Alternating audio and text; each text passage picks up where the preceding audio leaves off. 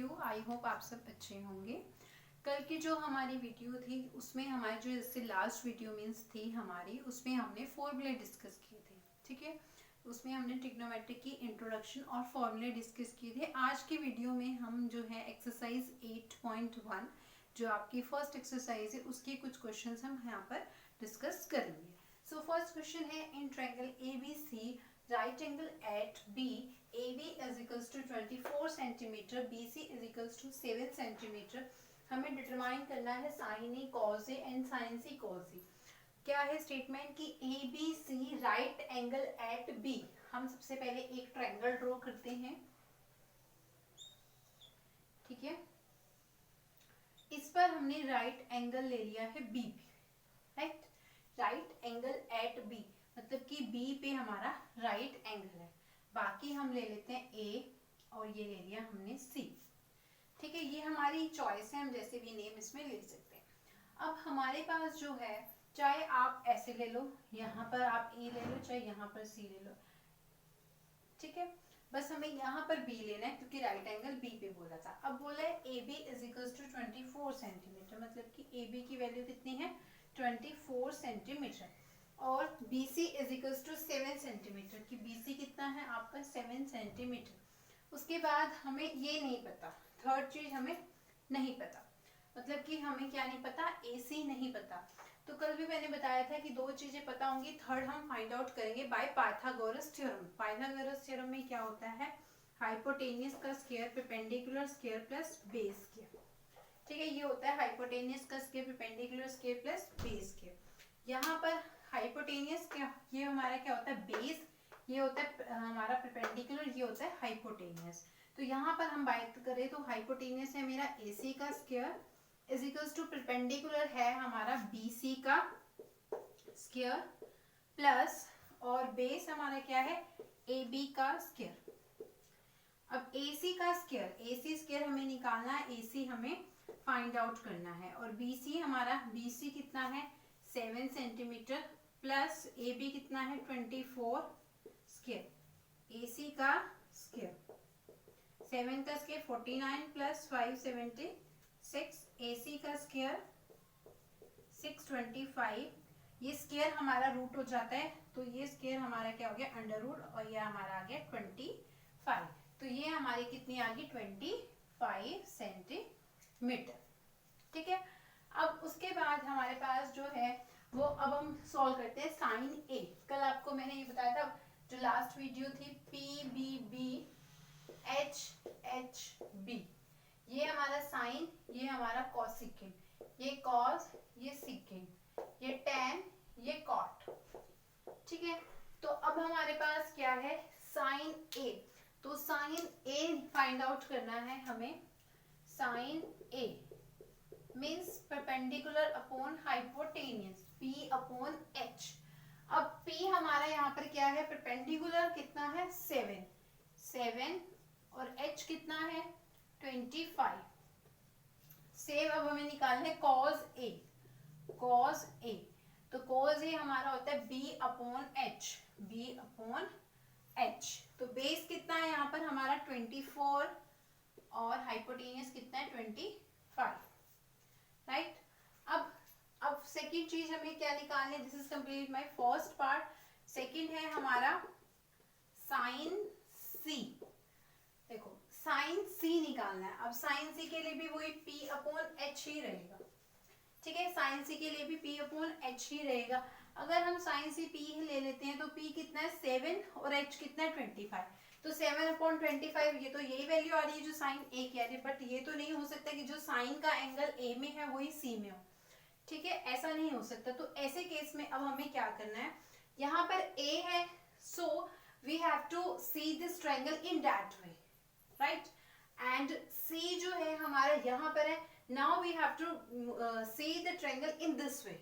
Means अब हमें जो है ट्रायंगल जो है कैसे लेनी है, सबसे पहले तो जहां पर भी हमारा एंगल बनता है वो हमारी बेस होता है। अब यहाँ पर A नीचे था तो डेट मीन्स हमने बेस ये लिया था, ये परपेंडिकुलर था, ये हमारा हाइपोटेनियस था। ठीक है, अगर मैं इसी ट्रायंगल को ऐसे देखती हूँ, ठीक है, ऐसे देखने का क्या मतलब है कि मैं इस साइड से देख रही हूँ, मतलब कि मैं देख रही हूँ कि जो जिस तरफ C है वो हमारा बेस है, राइट? जहां पर हमारा C है वो हमारा बेस है. So that means to say that ये मेरा बेस है, ये परपेंडिकुलर, ये मेरा hypotenuse, right? I am seeing this triangle in that way, and in BC is the base and AB is perpendicular and AC is the hypotenuse.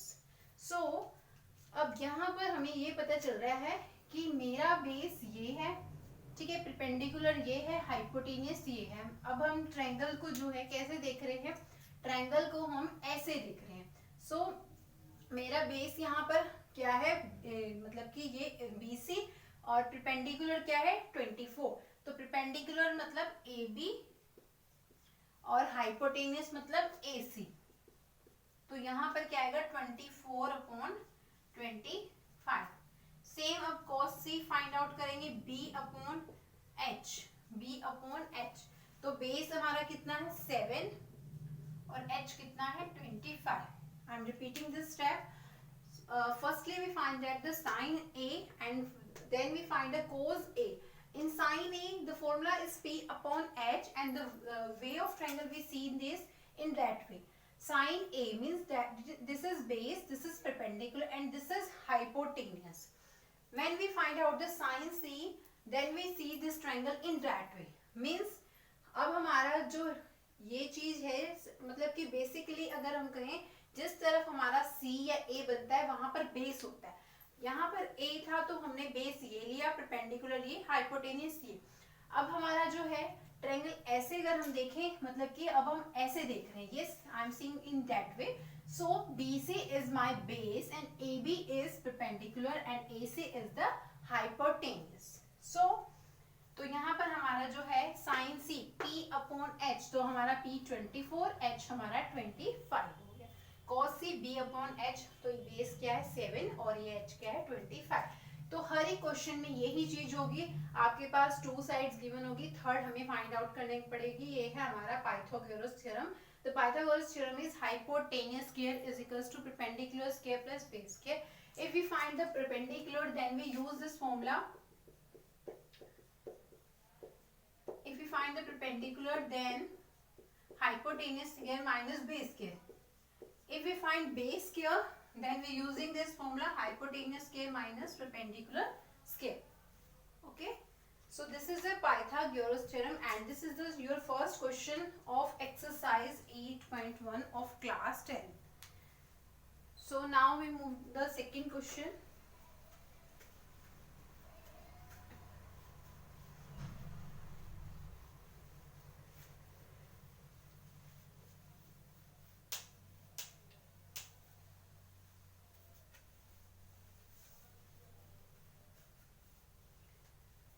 So your next question is, अब आपका next question है sin A is equals to 3/4.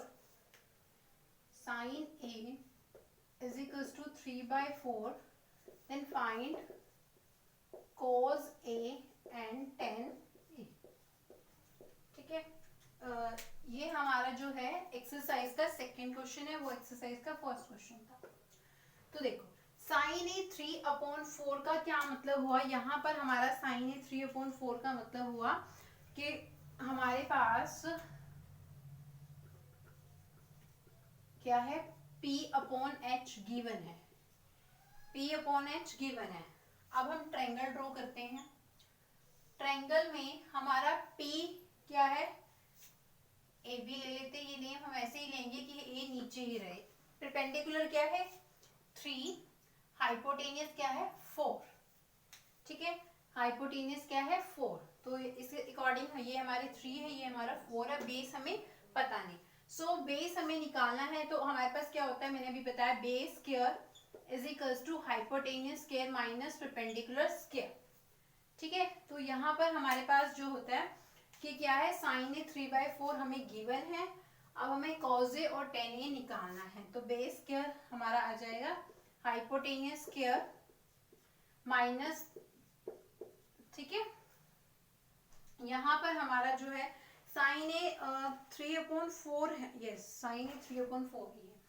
So base square 4 का square 16, 3 का square 9, ठीक है। अब base का मतलब कि बेस हम यहाँ पे निकाल रहे हैं ए बी का whole square, 16 minus 9 7, A B is equals to under root 7, तो ए बी की वैल्यू कितनी आ गई, अंडर रूट 7 आ गया, ये हमारा क्या है, under root 7। Now we find that cos A, cos A क्या होता है, B upon H, now B हमारा क्या है, रूट 7 एंड एच क्या है, 4। उसके बाद टेन ए है परपेंडिकुलर अपॉन बेस, परपेंडिकुलर है 3 और बेस क्या है, रूट 7, ठीक है।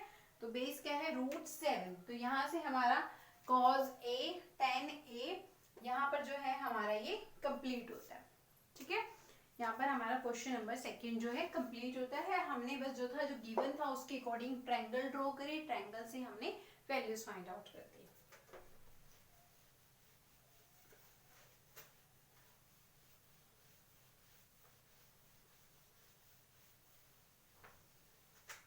उसके बाद द नेक्स्ट क्वेश्चन इज, उसमें भी आगे ऐसे give 15 cot a is equals to 8 हमें ये दे रखा है, तो फाइंड करना है हमें sine A and second A find out करना है। ये भी हमारा जो है सिंपल ही क्वेश्चन है, ठीक है। अब हम करते हैं next question 6th। If angle statement है हमारी, if angle A and angle B are acute angle and cos A is equals to cos B, yes, cos A is equals to cos B, then we show that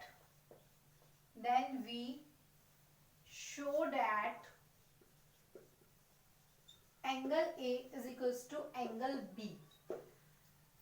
देखो अब हमारे पास जो है ए और B जो है एक एक्यूट एंगल है, ठीक है। ए और बी जो है एक्यूट एंगल है, तो इसका ये मतलब हुआ हमें 2 ट्रायंगल ड्रॉ करनी पड़ेगी।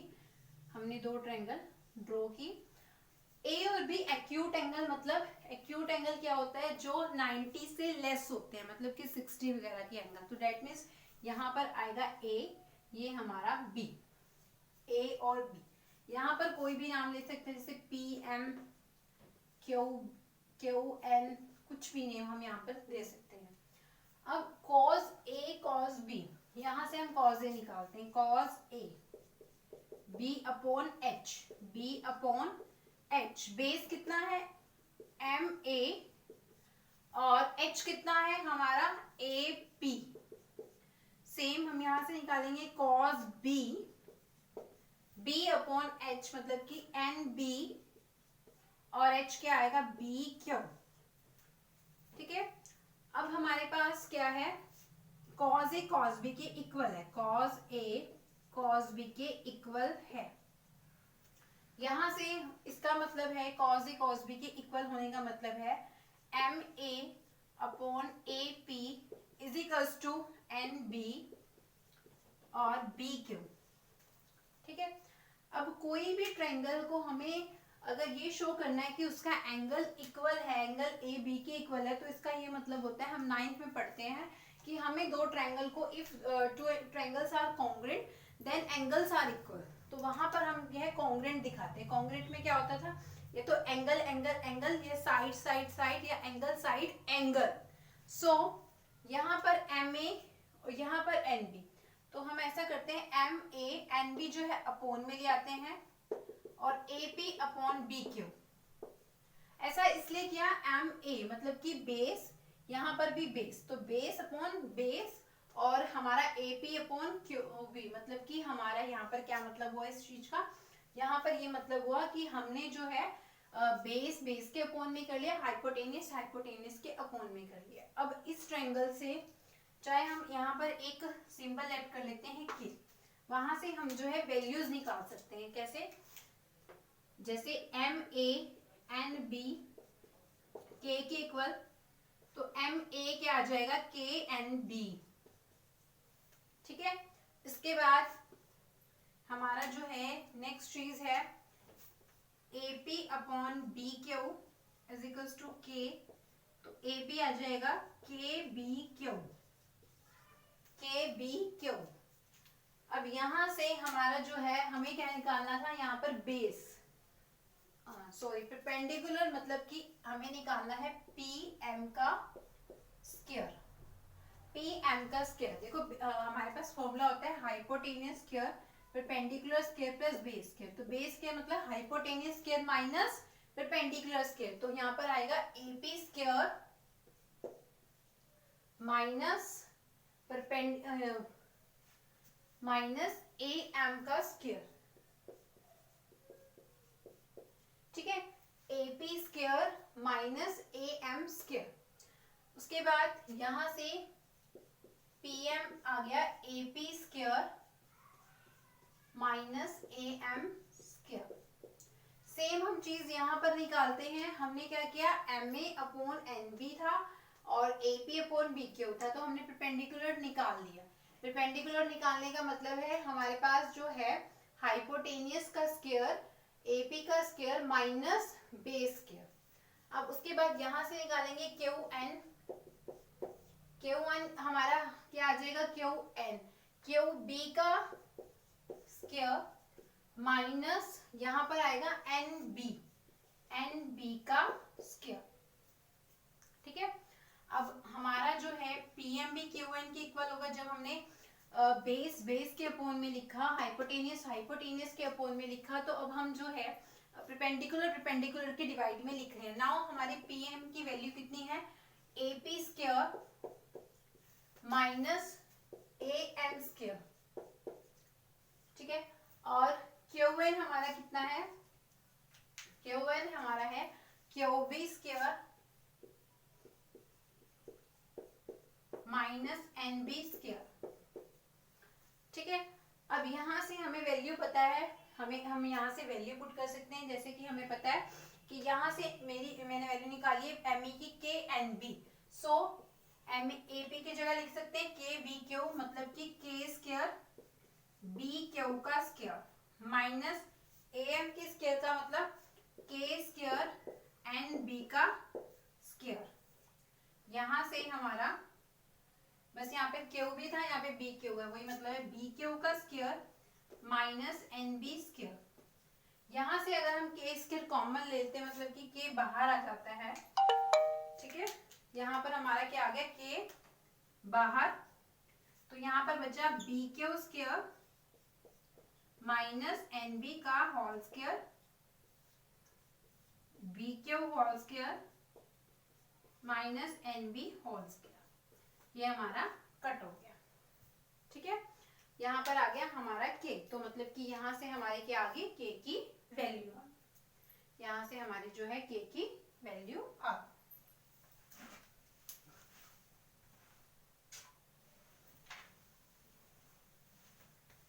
ठीक है। सो अब हमारी K की वैल्यू कितनी आई है, मतलब कि K किसके इक्वल है, PM अपॉन QN के इक्वल। तो यहाँ पर इस साइड पे हम लिख सकते हैं कि हमारा जो है ये यहाँ पर MA upon NB is equals to AB upon BQ, जो K के इक्वल था वहां पर आएगा हमारा AP अपॉन ये किसके इक्वल था, के PM अपॉन QN के। तो तीन ट्रायंगल में हमारे साइड इक्वल होगी, इसका मतलब है कि दोनों ट्रायंगल हमारी कॉन्ग्रुएंट होगी, मतलब कि PAM कॉन्ग्रुएंट हो गया QBN के। सो हम कह सकते हैं कि इनके एंगल्स भी एक दूसरे के इक्वल हैं। देखो I am repeating this question, the statement is if triangle A and triangle B are acute angle and cos A is equals to cos B, then we show that angle A is equals to angle B. So firstly we draw the triangle and we give the name A and B. ये आपकी मर्जी है, आपने जो भी name देना है दे सकते हैं। अब गिवन था, given is cos A is equals to cos B, so we write this question is cos A is equals to cos B. We know that cos A is B upon H, means base upon hypotenuse. In this triangle, the base is AM and the hypotenuse is AP.